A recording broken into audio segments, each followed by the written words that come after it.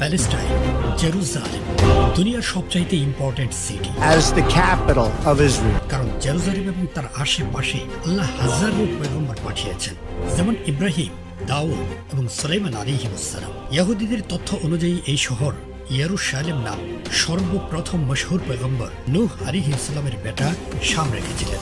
The meaning of Yerushalem, the city of peace. কিন্তু সেই সময় থেকে আজ পর্যন্ত শান্তি নামক কোন বস্তু এই শহর দেখা যায়। জেরুজালেম দুনিয়ার সবচেয়ে বড় তিনটি রিলিজিয়ন, ইহুদি, খ্রিস্টিয়ানিটি এবং ইসলাম, সবার জন্য একটা হলি সিটি। কারণ জেরুজালেমের এই জায়গাটি, যেটাকে বাইতুল মাকদাস বলা হয়, এর এই সাইটে ওয়েস্টার্ন ওয়াল, এটি ইয়াহুদিদের জন্য ওয়ার্ল্ডের সবচাইতে হলি প্যালেস। এখান থেকে অল্প দূরেই একটি চার্চ রয়েছে। আজকা দিন মে খ্রিস্টিয়ানদের জন্য এটি সবচাইতে হলি সাইট, কারণ খ্রিস্টানরা মনে করে এই চার্চের নিচেই ঈসা আলাইহিসসালামের খালি কবর রয়েছে এবং এই বাইতুল মাকদাস গ্রাউন্ডে মসজিদ আল আকসা নির্মিত হয়েছে। যে কারণে বাইতুল মাকদাস মুসলমানদের জন্য মক্কা এবং মদিনার পরে দুনিয়ার সবচেয়ে পবিত্র ভূমি। রাসূলুল্লাহ সাল্লাল্লাহু আলাইহি ওয়াসাল্লাম যখন মক্কায় কয়েক বছর পর্যন্ত মানুষকে ইসলামের দিকে আসার জন্য দাওয়াত দেন, অনেক মুজাহাদার পর কিছু লোক ইসলাম গ্রহণ করেন, কিন্তু তারা কেউই পাওয়ারফুল কোনো ব্যক্তি ছিলেন না। মক্কার খুবই নিম্নবিত্ত শ্রেণীর মানুষ, যে কারণে তাদের উপর অনেক জুলুম করা হয়েছে।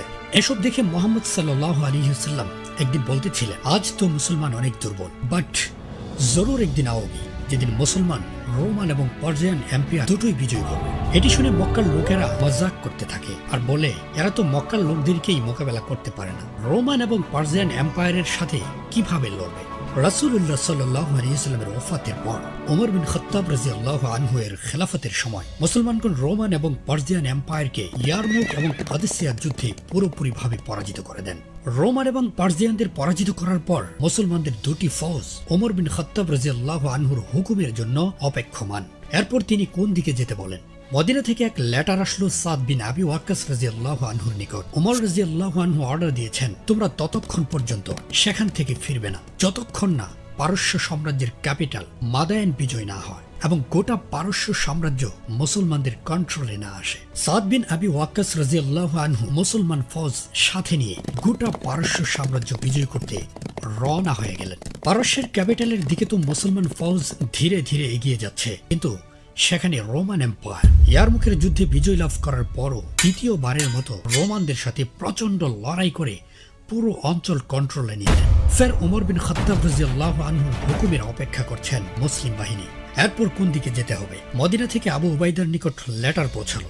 ওমর রাদিয়াল্লাহু আনহু হুকুম দিয়েছেন, মুসলমানদের সমস্ত শক্তি সাথে নিয়ে রোমান এম্পায়ারের সবচেয়ে হলি সিটি, পয়গম্বরদের সিটি জেরুজালেমের দিকে অগ্রসর হও এবং সেখানকার খেলাফতের কন্ট্রোল নিয়ে নাও। সো আবু উবাইদা রাদিয়াল্লাহু আনহু পুরা তাকত সাথে নিয়ে সন্ধ্যায় জেরুজালেমের দিকে রওনা হলেন। এভাবেই মুসলমানদের এই আজিম ফৌজ প্রথমবারের মতো প্যালেস্টাইনে এন্টার করে। ইয়ারমুকের ভয়াবহ যুদ্ধে বিজয় লাভ করার পর মুসলমানদের ঠেকাতে রোমান এম্পায়ারে আর কোনো শক্তি অবশিষ্ট ছিল না। তো মুসলমান ফৌজ ফরেন জেরুজালেম শহর চারদিক থেকে ঘিরে ফেলে, কিন্তু মুসলিম বাহিনী চাচ্ছে না অন্য সিটিগুলোর মতো জেরুজালেম যুদ্ধ এবং তলোয়ার দিয়ে বিজয় করতে, কারণ তাদেরকে জানানো হয়েছে এটি পয়গম্বরদের শহর, খুন খারাপ ইহা অ্যাভয়েড করনা চাহিয়ে। ইসলিয়ে মুসলমান জেরুজালেমের চারিদিকে ক্যাম্প করে এবং এই শহরের সারেন্ডারের জন্য আরামসে অপেক্ষা করতে থাকে। কিন্তু জেরুজালেমের সবচেয়ে বড় প্রিন্স সাফরোনিয়াস এত বড় মুসলিম বাহিনী দেখেও সহজে সারেন্ডার করেনি এবং বারবার রোমান বাদশাহ হারকেলের নিকট লেটার পাঠাতে থাকে যে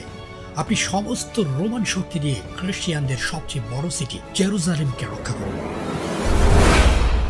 বাট সাফরোনিয়াসের এত রিকোয়েস্টের পরও গোটা রোমান এম্পায়ার থেকে একজন জেনারেলও তাকে সাহায্য করতে আসেনি, কারণ ইয়ারমুকের যুদ্ধে খালিদ বিন ওয়ালিদ রোমানদের কোমর এমন ভাবে ভেঙেছেন আর কখনোই তারা মুসলমানদের সামনে মাথা উঁচু করে দাঁড়াতে পারবে না। অ্যাট লাস্ট সাফরোনিয়াসের মনোবল ভেঙে যায় এবং সারেন্ডার করার জন্য মুসলমানদের আর্মি চিফ আবু উবাইদা রাদিয়াল্লাহু আনহুর নিকট লেটার লিখে। বাট লেটারে সারেন্ডারের শর্ত হিসেবে এক আজীব ডিমান্ড পেশ করে সাফরোনিয়াস, আমি শুধুমাত্র একটি কন্ডিশনে জেরুজালেম মুসলমানদের হাতে তুলে দিব, যদি মুসলিম এম্পায়ারের খলিফা ওমর বিন খাত্তাব রাদিয়াল্লাহু আনহু নিজে এসে আমার সাথে দেখা করেন। সাফরোনিয়াস কেন আবু উবাইদা, খালিদ বিন ওয়ালিদ এবং আরো মুসলিম জেনারেলস থাকতে হযরত ওমরেরই সামনে সারেন্ডার করতে চান, কারণ সাফরোনিয়াস জেরুজালেমের হিস্ট্রি খুব ভালো করে জানতেন। পূর্বে 1000 বছর ধরে যখনই কোনো বাদশাহ জেরুজালেম দখল করেছেন, তিনি এই শহরের হার এক ইমারত ভ্যানিশ করে দিয়েছেন। জেরুজালেম এবং ফালেস্তিনের হিস্ট্রি ইহা সে বহুত পহলে শুরু হওয়া। এই ইতিহাস এতটা ইন্টারেস্টিং যে কোরআন এবং বাইবেলে বারবার ফিলিস্তিনের বয়ান এসেছে।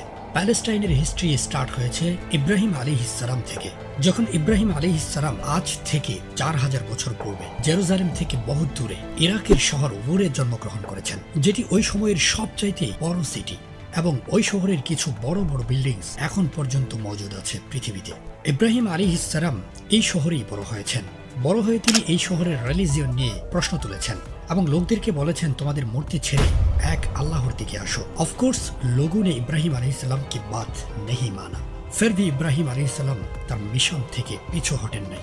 অ্যাট লাস্ট এই শহরের বাদশাহ একদিন রাগান্বিত হন এবং বিশাল অগ্নিকুণ্ড জ্বালানোর আদেশ দেন এবং তাকে আগুনে নিক্ষেপ করতে বলেন। বাট ইব্রাহিম আলাইহিসসালামকে আগুনে নিক্ষেপ করার পর সমস্ত লোক প্রথমবারের মতো এক আজীব দৃশ্য দেখতে পায়। ইব্রাহিম আলাইহিসসালাম ইন সবকে সামনে বিলকুল সহি সালামতে আগুন থেকে বেরিয়ে আসেন। এই ঘটনার পর ওর শহরের বাসিন্দারা ইব্রাহিম আলাইহিসসালামের তাকত দেখে ভয় পেয়ে যায় এবং তাহার উপর জুলুম করা বন্ধ করে দেয়। আর ইব্রাহিম আলাইহিসসালাম আল্লাহর হুকুমে ইরাক ছেড়ে প্যালেস্টাইনে গমন করেন। নাও ইব্রাহিম আলাইহিসসালামের দুই পুত্র ছিল, ইসমাইল এবং ইসহাক। ইসহাক আলাইহিসসালামের খানদানে আল্লাহ হাজারো পয়গম্বর পাঠিয়েছেন, বাট ইসমাইল আলাইহিসসালামের বংশে আল্লাহ একজন পয়গম্বরই পাঠিয়েছেন। ইসমাইল আলাইহিসসালাম তো প্যালেস্টাইন ছেড়ে দূর মক্কায় গিয়ে বসবাস শুরু করেন, কিন্তু ইসহাক আলাইহিসসালাম পিতা ইব্রাহিম আলাইহিসসালামের ওফাতের পরেও প্যালেস্টাইনেই থেকে যান এবং তার বেটা ইয়াকুব আলাইহিসসালাম, যাকে ইসরায়েল নামেও জানা যায়, তার আওলাদ ইয়ানি ইয়াকুব আলাইহিসসালামের সন্তানদের আজকে দুনিয়া মে বনি ইসরায়েল বলা হয়। ইয়াকুব আলাইহিসসালামের এক বেটা ইউসুফ আলাইহিসসালাম নিজ ভাইদের জুলুমের শিকার হয়ে প্যালেস্টাইন ছেড়ে মিশরে বসবাস করেন এবং এই মিশরেই বড় হয়ে ইউসুফ আলাইহিসসালাম গোটা মিশরের প্রাইম মিনিস্টার বনে যান। এর কয়েক বছর পরেই প্যালেস্টাইনে দুর্ভিক্ষ দেখা যায়, যার ফলে সেখানকার মানুষদের সমস্ত খাবারের মজুদ ফুরিয়ে যায়। এজন্য মানুষ খাবার খুঁজতে তখনকার সুপার পাওয়ার ইজিপ্টের দিকে গমন করে। সেখানে ইউসুফ আলাইহিসসালামের 11 ভাইও শামিল ছিলেন। ফাইন ইউসুফ আলাইহিসসালামের মাধ্যমে তার সকল ভাই এবং পিতা ইয়াকুব আলাইহিসসালাম প্যালেস্টাইন ছেড়ে মিশরেই বসবাস করেন। বনি ইসরায়েলের সেই সময় থেকে আজ পর্যন্ত একটা স্ট্যান্ডার্ড রয়েছে, এরা যেখানেই যায় খুব দ্রুতই প্রভাবশালী হয়ে ওঠে। এভাবেই বনি ইসরায়েলের 12 ভাইয়ের সন্তানগণ ইজিপশিয়ানদের পেছনে ফেলে মিশরের সবচেয়ে প্রভাবশালী এবং রিচ পার্সন হয়ে ওঠে। এটি দেখে ইজিপশিয়ানরা ধীরে ধীরে বুঝতে পারে, যদি এভাবেই চলতে থাকে খুব শীঘ্রই আমরা সবাই বনি ইসরায়েলের গোলামে পরিণত হব। এজন্য ইজিপশিয়ান প্রভাবশালীরা এবং ফেরাও সিদ্ধান্ত নেয়, বনি ইসরায়েল আমাদেরকে গোলাম বানানোর আগে আমরা তাদের গোলাম বানাবো। ফয়সালা কি মোতাবেক ইজিপশিয়ানরা বনি ইসরায়েলের সকল বিজনেসেস বন্ধ করে দেয় এবং তাদের ঘর থেকে সবকিছু লুট করে নিয়ে আসে। বিলকুল হিটলারের মতো সকল ইসরায়েলিকে এক জায়গায় একত্রিত করে গোলাম বানিয়ে দেয়। এভাবেই 400 বছর পর্যন্ত বনি ইসরায়েল ইজিপশিয়ানদের গোলামি করতে থাকে। অবশেষে আল্লাহ তাদের নিকট একজন পয়গম্বর পাঠান, মূসা আলাইহিসসালাম, যিনি বনি ইসরায়েলকে 400 বছর গোলামি করার পর মিশর থেকে বের করে গ্র্যান্ডফাদার ইব্রাহিম আলাইহিসসালামের ল্যান্ড প্যালেস্টাইনের দিকে রওনা হন।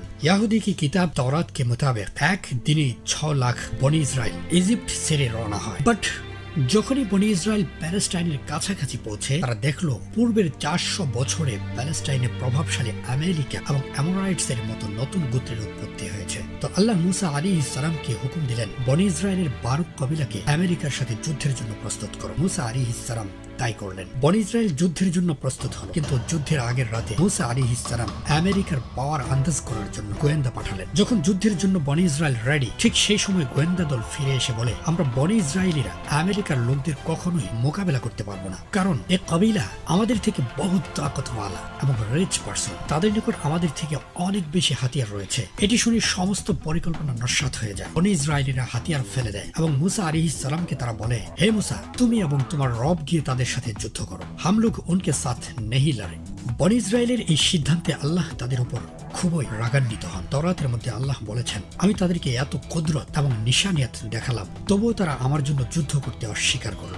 ইসিলিয়ে তুম সব ইসরায়েলি আগামী 40 বছর পর্যন্ত এই মরুভূমিতেই থাকবে এবং তোমাদের এক এক বান্দা এই ডেজার্টে মৃত্যুবরণ করবে। এই তুমকো সাজা হ্যায়, এবং তোমাদের কবরও এই মরুভূমিতেই হবে। এক্স্যাক্টলি তাই হয়েছে। বনি ইসরায়েলের যত গোলাম ফেরাউন থেকে আজাদ হয়ে বেরিয়ে এসেছিল, পরবর্তী 40 বছরে সবাই খতম হয়ে যায়। এমনকি তাদের সাথে মূসা আলাইহিসসালাম এবং হারুন আলাইহিসসালামও দুনিয়া ছেড়ে চলে যান।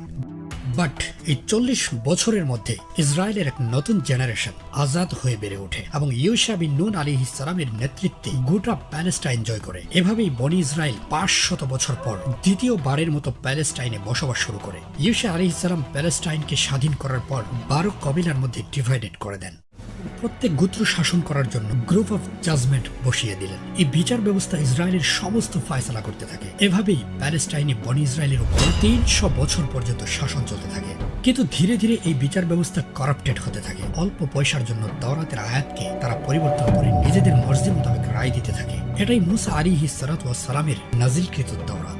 ধীরে ধীরে চেঞ্জেস হতে থাকে। এজন্যই তাওরাতের অরিজিনাল কপি এই জাজেসদের জন্য দুনিয়া থেকে খতম হয়ে যায়। এই বিচারকগণ এতটাই করাপ্টেড এবং খতরনাক ছিল যে আল্লাহ তাদেরকে বাধা দেওয়ার জন্য পয়গম্বর পাঠান। কিন্তু তারা যখন জানতে পারে ইনি পয়গম্বর, সাথে সাথে পয়গম্বরকে কতল করে দেয়।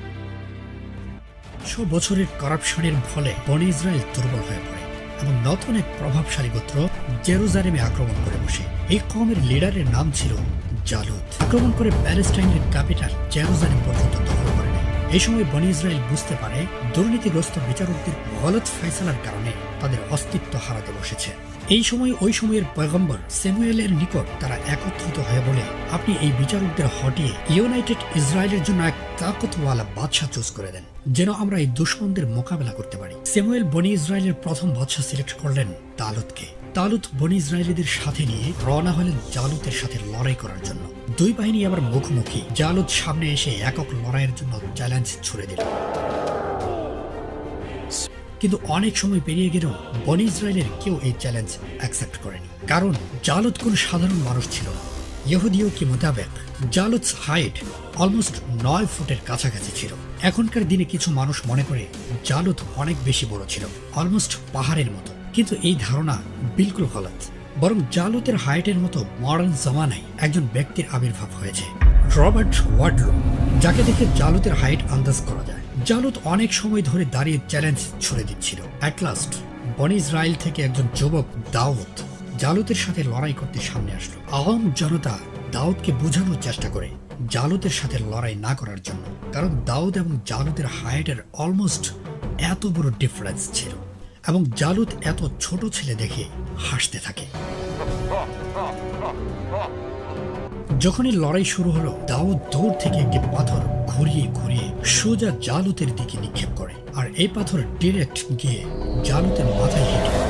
জালুত সেখানেই সবার সামনে জমিনে লুটিয়ে পড়ে। লিডারের এত সহজে মাটিয়ে লুটিয়ে পড়তে দেখে তার গোটা বাহিনীর মোরাল বিলকুল ডাউন হয়ে পড়ে। এটা দেখে তালুত বনি ইসরায়েলকে জালুতের বাহিনীর উপর হামলা করার নির্দেশ দেয়। আর কিছুক্ষণ পরই জালুতের বাহিনী যুদ্ধ ছেড়ে পালিয়ে যায়। যুদ্ধে দাউদ আলাইহিস সালামের বাহাদুরির কারণে পুরো বনি ইসরায়েলের মধ্যে তিনি প্রসিদ্ধি লাভ করেন এবং তালুতের পর দাউদ আলাইহিস সালাম বনি ইসরায়েলের বাদশাহ হয়ে যান।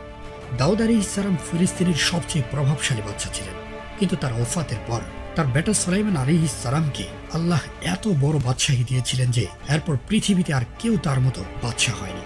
আল্লাহ সুলাইমান আলাইহিস সালামকে বাতাস, পাখি, জিন্নাত সবকিছুর উপর কন্ট্রোল দিয়েছিলেন। তিনি এই তাকতকে ইউজ করে রাজধানী জেরুজালেমে এক বিশাল বড় মসজিদ নির্মাণ করেছিলেন, যেটাকে এখন টেম্পল অফ সুলেমান বলা হয়। এই টেম্পল সেই সময়ে দুনিয়ার সবচেয়ে আধুনিক বিল্ডিং ছিল এবং এটি শুধুমাত্র ইবাদতের জায়গা ছিল না, বরং বনি ইসরায়েলের পার্লামেন্টও ছিল এটি, যেখান থেকে সুলাইমান আলাইহিস সালাতু ওয়াস সালাম তার গোটা এম্পায়ার রুল করতেন। সুলাইমান আলাইহিস সালামের ওফাতের পর তার বেটা রেওবোমকে বনি ইসরায়েল প্যালেস্টাইনে নয়া বাদশাহ নিযুক্ত করেন। কিন্তু রেওবোম তার পিতা সুলাইমান আলাইহিস সালামের মতো প্রসিদ্ধ কোনো বাদশাহ ছিলেন না, যার ফলে তার বিরুদ্ধে বিদ্রোহ শুরু হয় এবং সুলাইমান আলাইহিস সালামের বিশাল সাম্রাজ্য দুই ভাগে বিভক্ত হয়ে যায়। একদিকে 10 কবিলা এবং অন্যদিকে 2 কবিলা বসবাস শুরু করে এবং নিজেদের মধ্যে তারা লড়াই শুরু করে। এমনকি 2 কবিলা 10 কবিলার উপর হামলা করে প্যালেস্টাইন থেকে চিরতরে বের করে দেয়। ইহুদি স্কলার্সের মতেই এই 10 কবিলা ফিলিস্তিনকে ছেড়ে এই দিকে চলে যায় এবং সেখানেই তারা বরবাদ হয়ে গেছে। অনেক ইতিহাসবিদ মনে করেন সেই 10 কবিলা আর কেউ নয়, পাকিস্তান এবং আফগানিস্তানের পাঠান এবং পখতুন কবিলা। ফিলিস্তিনে এখন শুধু 2 কবিলা রয়েছে। এর মধ্যে সবচেয়ে বড় কবিলার নাম ইহুদা। এই কবিলার কারণেই ধীরে ধীরে বনি ইসরায়েল থেকে নাম চেঞ্জ হয়ে ইয়াহুদি হয়ে যায়। কিন্তু এই ইয়াহুদিদের উপরেও কয়েক বছর পর ব্যাবিলনীয় বাদশাহ বখতে নাসের হামলা করে বসে এবং ফিলিস্তিনি এমন ধ্বংসযজ্ঞ চালায় বনি ইসরায়েলের লাখো ইয়াহুদিকে কতল করে। ইভেন সুলাইমান আলাইহিস সালামের বানানো মসজিদ টেম্পল অফ সুলেমানে আগুন লাগিয়ে দেয় এবং যে সকল ইয়াহুদি বেঁচে ছিল সবগুলোকে গোলাম বানিয়ে তার রাজধানী ব্যাবিলনে নিয়ে যায়। এভাবেই সুলাইমান আলাইহিস সালামের গ্রেট এম্পায়ার পুরোপুরি খতম হয়ে যায়। বনি ইসরায়েল দ্বিতীয়বারের মতো পরবর্তী 50 বছরের জন্য গোলামি জিন্দেগি পার করে। কিন্তু 50 বছর পর আল্লাহ ইয়াহুদিদের দ্বিতীয়বার বাঁচাতে এক বান্দা প্রেরণ করেন, সাইরাস দ্য গ্রেট, যিনি ওই সময়ের ইরান পার্সিয়ান এম্পায়ারের প্রথম বড় বাদশা ছিলেন। তিনি সমস্ত বাহিনী নিয়ে ব্যাবিলন এম্পায়ারের উপর আক্রমণ করেন এবং তাদেরকে ধ্বংস করে দেন এবং বনি ইসরায়েলকে মুক্ত করে জেরুজালেমে ফেরত পাঠান। এদেরকে অর্থ সম্পদও দেন এবং বলেন, যাও সুলাইমান আলাইহিস সালামের টেম্পল দ্বিতীয়বার নির্মাণ করো। আজকের দিনে অনেক ইসলামিক স্কলার্স মনে করেন সাইরাস দ্য গ্রেট তিনি আর কেউ নন, জুলকারনাইন। সাইরাসের সাহায্যে ইয়াহুদি আরেকবার প্যালেস্টাইনে বসবাসের সুযোগ পায়। জেরুজালেমে ফিরে এসে ইয়াহুদিরা ওই জায়গাতেই পুনরায় টেম্পল অফ সুলেমান নির্মাণ করে। এই টেম্পলের অস্তিত্ব কিন্তু আজকের পৃথিবীতে নেই, বাট এই টেম্পলের একটি দেওয়াল ওয়েস্টার্ন ওয়াল এখনো মজুদ আছে এবং এই দেওয়াল ইয়াহুদিদের জন্য ততটাই ইম্পর্ট্যান্ট যতটা মুসলমানদের জন্য কাবা। পরবর্তী 500 বছর পর্যন্ত ইয়াহুদি এভাবেই প্যালেস্টাইনে বসবাস করতে থাকে। কিন্তু 500 বছর পর দুনিয়ায় এক নতুন সুপার পাওয়ার আসলো,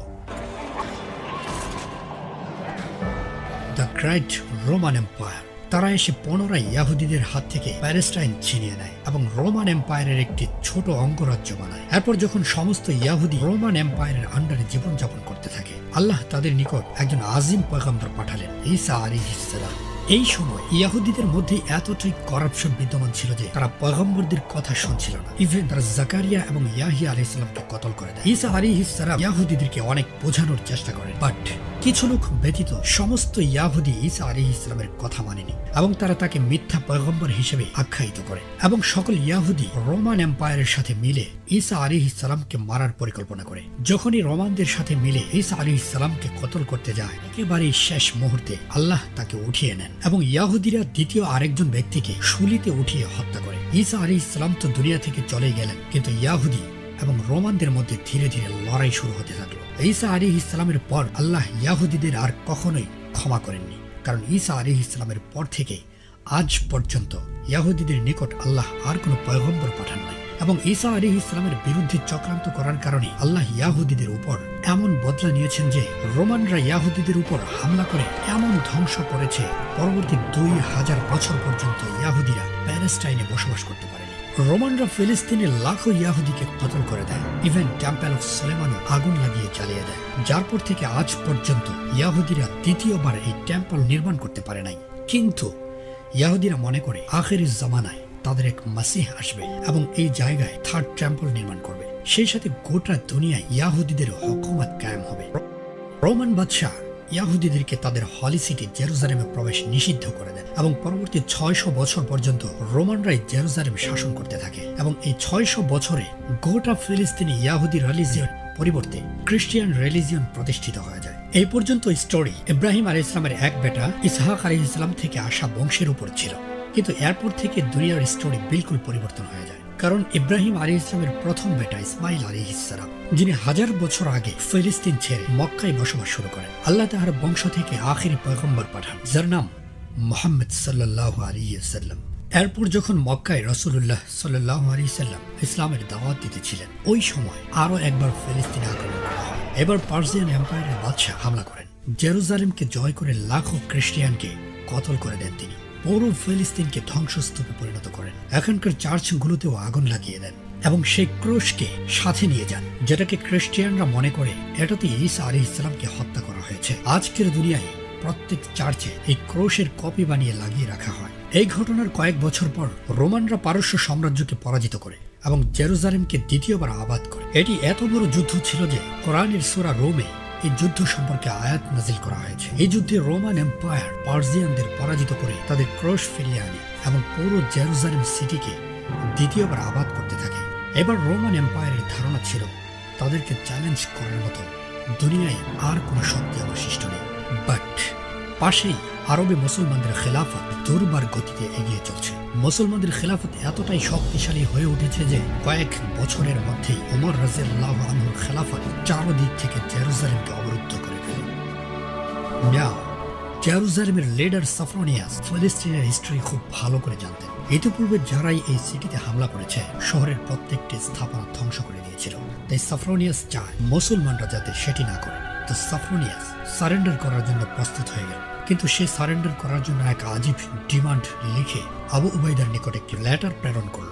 সাফরনিয়াস চিঠিতে লিখেছিল, আমি এই সিটি মুসলমানদের হাতে এক শর্তে তুলে দেব, যদি মুসলমানদের খলিফা ওমর বিন খাত্তাব রাদিয়াল্লাহু আনহু নিজে আমাদের সাথে দেখা করেন। কারণ সাফরনিয়াস বুঝতে পেরেছিলেন জেরুজালেম সিটিকে বাঁচানোর একটাই রাস্তা, ওমর বিন খাত্তাব।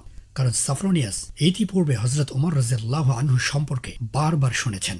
হযরত ওমর দুনিয়ার সকল বাদশা থেকে ডিফারেন্ট। নিজেকে বাদশাহ অভিহিত করাও পছন্দ করতেন না। দুনিয়ার সবচাইতে ক্ষমতাধর পার্সন হওয়া সত্ত্বেও বিলকুল আওয়ামদের মতো জীবনযাপন করতেন। হযরত ওমর রাদিয়াল্লাহু আনহুর এটাই সিম্পলিসিটি হিস্ট্রি। গোটা ওয়ার্ল্ডে তিনি প্রসিদ্ধি লাভ করেছিলেন। একবার এক রোমান জেনারেল মদিনায় গিয়েছিলেন এবং সাহাবাদেরকে বললেন, আমি খলিফার সাথে সাক্ষাৎ করতে চাই। ওই জেনারেলের ধারণা ছিল হযরত ওমর হয়তো বিশাল বড় কোনো মহল বা প্যালেসে থাকেন, কারণ মুসলমানদের এত বড় খলিফা যার নাম শুনে দুনিয়া কাঁপে একটি গাছের নিচে পাথরের উপর শুয়ে আছেন, আরাম করতেছেন। হযরত ওমর রাদিয়াল্লাহু আনহুর এই সকল ঘটনা ভালো করে জানতেন সাফরনিয়াস। সাফরনিয়াস জানতেন হযরত ওমরই জেরুজালেমকে ধ্বংসের হাত থেকে বাঁচাতে পারবেন। আবু উবাইদা হযরত ওমর রাদিয়াল্লাহু আনহুর নিকট চিঠি লিখলেন, বিনা রক্তপাতে একমাত্র আপনি জেরুজালেমকে জয় করতে পারবেন। চিঠি পেয়ে ওমর রাদিয়াল্লাহু আনহু সকল বড় সাহাবায়ে কেরামকে ওনার নিকট ডাকলেন। কি করা যায়? ওসমান রাদিয়াল্লাহু আনহু মাশওয়ারা দিলেন, আপনার সেখানে যাওয়া উচিত হবে না, কারণ রোমান্স অলমোস্ট এই যুদ্ধে পরাজিত হয়েছে। কিন্তু আলী রাদিয়াল্লাহু আনহু রায় দিলেন হযরত ওমর রাদিয়াল্লাহু তাআলা আনহুকে সেখানে অবশ্যই যাওয়া প্রয়োজন। ওমর রাদিয়াল্লাহু আনহু সবচেয়ে আলী রাদিয়াল্লাহু তাআলা আনহুর রায় পছন্দ হলো। এজন্যই হযরত ওমর রাদিয়াল্লাহু আনহু প্রথমবার মদিনা ছেড়ে ফিলিস্তিনের দিকে রওনা হলেন। এই খবর শুনে রোমান এম্পায়ারে অবস্থানরত মুসলিম ফৌজ খলিফার জন্য অপেক্ষা করতে থাকলেন। কিন্তু যাওয়ার পূর্বে হযরত ওমর রাদিয়াল্লাহু আনহু আলী রাদিয়াল্লাহু তাআলা আনহুকে তার স্থলাভিষিক্ত করলেন। মদিনার সাথে পুরো খেলাফতের দায়িত্ব আলী রাদিয়াল্লাহু তাআলা আনহুর নিকট ন্যস্ত করলেন। তারপর সেখান থেকে চলে গেলেন। প্রথমবার আরবের কোনো খলিফা বাহিরে গেলেন। এত বড় মুসলিম এম্পায়ারের খলিফা সামান্য কিছু সামানা নিয়ে মদিনা থেকে জেরুজালেমের পথে রওনা হলেন। মদিনা এবং জেরুজালেমের মধ্যে 1400 কিলোমিটার ডিফারেন্স। ওটের পিঠে সওয়ার করলে অ্যাটলিস্ট 1 মাস সময় লাগবে পৌঁছাতে। কিন্তু ওমর রাদিয়াল্লাহু তাআলা আনহুর কাছে যাওয়ার জন্য একটি উট, কিছু খানাপিনা এবং সাথে কিছু কাপড় চোপড় ছিল। অথচ ওমর রাদিয়াল্লাহু আনহু তখনকার দুনিয়ায় সবচাইতে ক্ষমতাধর বাদশা ছিলেন। ওনার সাথে আজকের দুনিয়ার মুসলিম লিডারদের তুলনা করলে luxuries like the Arab royal families.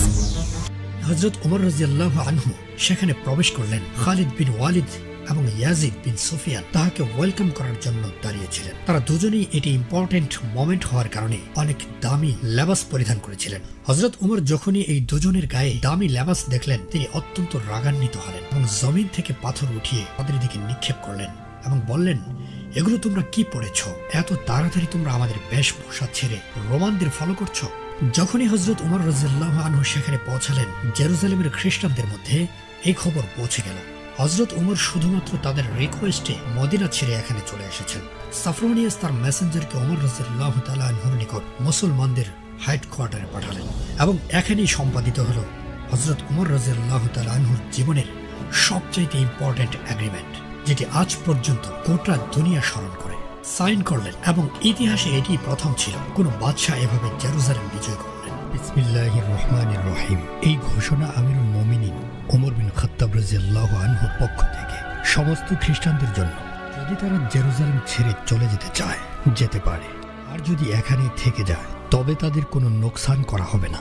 মুসলমান কোনো চার্চ ভাঙবে না, মুসলমান কারো থেকে তার সম্পদ লুট করবে না, কাউকে মুসলমান হওয়ার জন্য ইসলাম জবরদস্তি করবে না, মুসলমান কারো জমিন জবরদস্তি করে নেবে না, তবে অন্যান্য শহরের মতো তাদেরকে ট্যাক্স জিজিয়া দিতে হবে।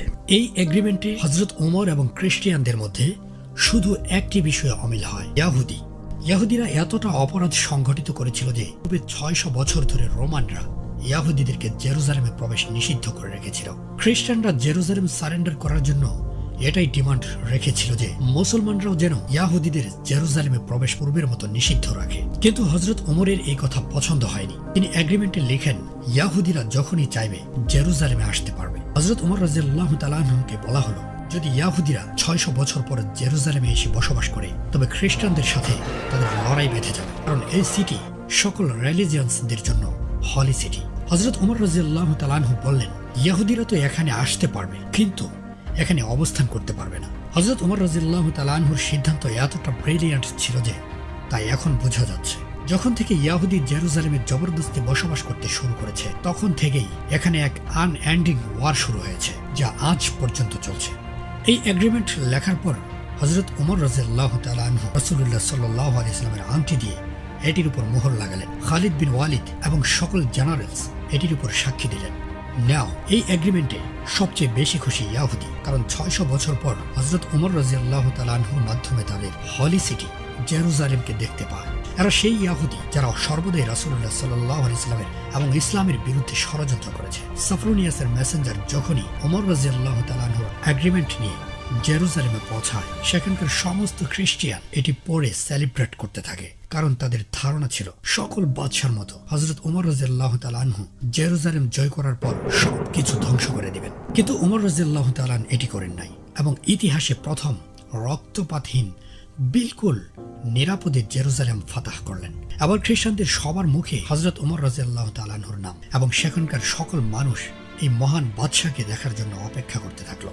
আর হযরত ওমর রাদিয়াল্লাহু তাআলা আনহু প্রথমবার জেরুজালেমে প্রবেশ করার জন্য মুসলমানদের হেডকোয়ার্টার ত্যাগ করলেন। যখন ওমর রাদিয়াল্লাহু তাআলা জেরুজালেমের নিকট মুসলমান ফৌজ শিবিরে পৌঁছান, আবু উবাইদা এবং অন্যান্য জেনারেলসগণ ওমর রাদিয়াল্লাহু তাআলা আনহুর জন্য দামি কাপড় এবং একটি খুবসুরত ঘোড়া রেডি করে রেখেছিলেন, সেগুলো পরিধান করতে বললেন। ওমর রাদিয়াল্লাহু তাআলা আনহু বললেন, না, এমন এক দিন ছিল যখন আমরা মুসলমানরা সব থেকে দুর্বল এবং পিছনে পড়া মানুষ ছিলাম। আজ যে ইজ্জত আমাদের মিলেছে তা লেবাস এবং সওয়ারির কারণে নয়, বরং একমাত্র ইসলামের কারণে মিলেছে। এটি বলেই হযরত ওমর রাদিয়াল্লাহু তাআলা আনহু জেরুজালেমের দিকে রওনা হয়ে গেলেন এবং জেরুজালেমে প্রবেশ করলেন। সাফরুনিয়াস ওমর রাদিয়াল্লাহু তাআলাকে সাথে নিয়ে সেই চার্চে গেলেন, যা এখনো তাদের জন্য দুনিয়ায় সবচেয়ে হলি প্লেস। হযরত ওমর যখন সেই চার্চে অবস্থান করছিলেন তখন নামাজের ওয়াক্ত হয়ে যায়। সাফরুনিয়াস সেখানেই নামাজ পড়তে রিকোয়েস্ট করেন, কিন্তু হযরত ওমর রাদিয়াল্লাহু তাআলা আনহু সেখানে নামাজ পড়েন নাই এবং বলেছেন, আমি যদি এখানে নামাজ পড়ি একদিন না একদিন মুসলমান এই চার্চকে মসজিদে কনভার্ট করে ফেলবে। এবং হযরত ওমর রাদিয়াল্লাহু তাআলা আনহু চাননি খ্রিস্টানদের এই পবিত্র প্লেসকে মুসলমানরা পরিবর্তন করে ফেলুক। হযরত ওমর রাদিয়াল্লাহু আনহুর কথা বিলকুল সঠিক ছিল। অ্যাট প্রেজেন্ট এই চার্চের পাশেই ওমর বিন খাত্তাব রাদিয়াল্লাহু আনহুর নামে এক মসজিদ বানানো হয়েছে। তো হযরত ওমর রাদিয়াল্লাহু তাআলা আনহু সোজা বাইতুল মাকদাসের দিকে গেলেন। গিয়ে দেখেন ইয়াহুদীদের দোষের কারণে রোমানরা বাইতুল মাকদাসকে আবর্জনা দিয়ে ভরিয়ে রেখেছে। হযরত ওমর রাদিয়াল্লাহু তাআলা আনহু বাকি সাহাবাদের সাথে নিজের হাতে তা পরিষ্কার করতে লাগলেন। হযরত ওমর বাইতুল মাকদাসের সাফাই শেষ করার পর সাহাবায়ে কেরামকে নিয়ে একটি মিটিং কল করলেন। আমরা এখানে মসজিদ কোন জায়গায় বানাবো? কাব রাদিয়াল্লাহু তাআলা আনহু মাশওয়ারা দিলেন, যিনি ইসলাম গ্রহণের পূর্বে ইয়াহুদী ছিলেন। আমাদের মসজিদ বাইতুল মাকদাসের এই পাথরের পিছনে বানানো উচিত, যাতে করে আমরা বাইতুল মাকদাস এবং কাবাকে সামনে রেখে নামাজ পড়তে পারি। কিন্তু এই কথা ওমর রাদিয়াল্লাহু আনহু প্রধান্বিত হয়ে কাবকে বললেন, ক্যা তুমি এখনো ইয়াহুদীদের অভ্যাস ছাড়তে পারোনি? হযরত ওমর রাদিয়াল্লাহু আনহু হুকুম দিলেন, মসজিদ এই বাইতুল মাকদাসের পাথরের আগে বানাও, যাতে করে মুখ হয় কাবার দিকে এবং পিঠ হয় ইয়াহুদীদের এই পাথরের দিকে। কারণ এখন মুসলমানদের কেবলা পরিবর্তন হয়েছে এবং এভাবেই প্রথমবার মসজিদে আকসার বুনিয়াদ তৈরি করা হয়। মুসলমান যখন নামাজ পড়ে বাইতুল মাকদাসের এই পাথর এবং তার উপরে এই বিল্ডিং তাদের পেছনে থাকে। ওমর রাদিয়াল্লাহু আনহুর হুকুমে মুসলমানগণ এখানে ছোট একটি কাঠের মসজিদ বানালো। মসজিদ নির্মাণ শেষে ওমর রাদিয়াল্লাহু আনহু বেলাল রাদিয়াল্লাহু আনহুকে রিকোয়েস্ট করলেন। বেলাল রাদিয়াল্লাহু আনহু স্বামী থাকতেন, তিনি রাসূলুল্লাহ সাল্লাল্লাহু আলাইহি ওয়াসাল্লামের ওফাতের পর মনস্থির করেছিলেন আর কখনোই আযান দিবেন না। কিন্তু আজ এই মহান দিবসে ওমর রাদিয়াল্লাহু আনহু অর্ডার দিয়েছেন। তো বেলাল রাদিয়াল্লাহু তাআলা আনহু এগিয়ে আসলেন এবং প্রথমবার বাইতুল মাকদাসে দাঁড়িয়ে আযান শুরু করলেন। হযরত বেলাল রাদিয়াল্লাহু আনহুর আযান শুনে উপস্থিত সকল সাহাবায়ে কেরাম কাঁদতে শুরু করলেন, কারণ তিনি সেই বেলাল যিনি রাসূলুল্লাহ সাল্লাল্লাহু আলাইহি ওয়াসাল্লামের জামানায় আযান দিতেন। এটি ওই জামানা যখন মুসলমানদের কাছে কিছুই ছিল না, এমনকি কয়েকদিন পর্যন্ত মুসলমানদের কাছে পানাহার করার মতো কিছু থাকতো না। এরপর রাসূলুল্লাহ সাল্লাল্লাহু আলাইহি ওয়াসাল্লাম বলতেন, অবশ্যই এমন একদিন আসবে মুসলমান রোমান এবং পার্সিয়ান যৌন সাম্রাজ্যকে পরাজিত করবে, এমনকি জেরুজালেমকেও বিজয় করে ফেলবে। আজ মুসলমান রোমান এবং পার্সিয়ান এম্পায়ারকে পরাজিত করে জেরুজালেম বিজয় করেছে এবং সেখানেই বেলাল রাদিয়াল্লাহু তাআলা আনহু দ্বিতীয়বার আযান দিলেন।